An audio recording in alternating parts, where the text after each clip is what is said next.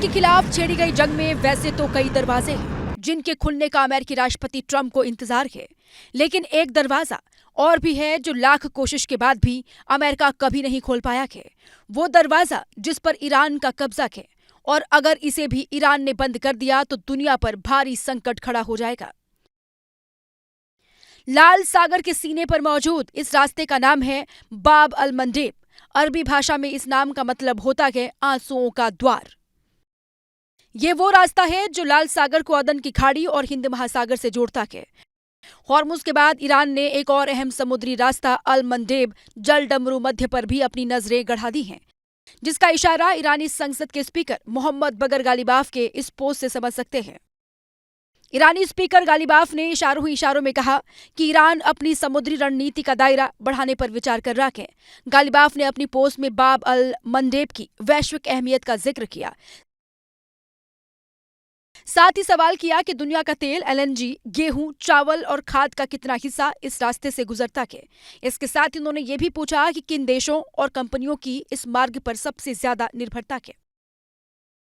दरअसल ईरान ने चेतावनी दी है कि अगर अमेरिका ग्राउंड ऑपरेशन करने की कोशिश करता है तो वो 28 किलोमीटर के संकरे उस रास्ते को बंद कर देगा, तो जहां मिडिल ईस्ट और एशिया से आने वाली समुद्री जहाज भारतीय महासागर को पार करते हुए लाल सागर में एंट्री करते हैं। पूरी दुनिया का 12% कच्चा तेल और 6% नेचुरल गैस की सप्लाई इसी चौक पॉइंट से होती है।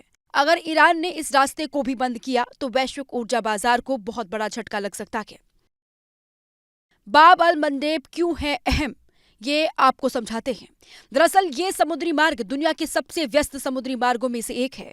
ये एशिया, अफ्रीका और यूरोप को जोड़ता है। रोजाना यहाँ से 60 से 70 लाख बैरल तेल की सप्लाई होती है। अगर इस पर नियंत्रण हुआ तो वैश्विक व्यापार पर असर पड़ सकता है। यही वजह है कि ईरान चाहता है कि अब इस रास्ते को भी बंद कर दिया जाए, ताकि अमेरिका पर दुनिया भर के देशों का दबाव बढ़े और वो ईरान की शर्तों के साथ युद्ध विराम का ऐलान करे।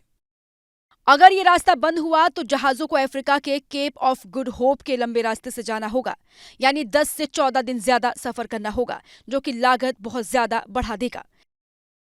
इसके बंद होने से तेल की सप्लाई चेन पर भी असर पड़ेगा, जिससे तेल की कीमतें और भी बढ़ जाएंगी। यहां तक कि भारत का तेल आयात भी मुश्किल हो जाएगा। क्षेत्र में बड़ा संघर्ष भी छिड़ सकता है।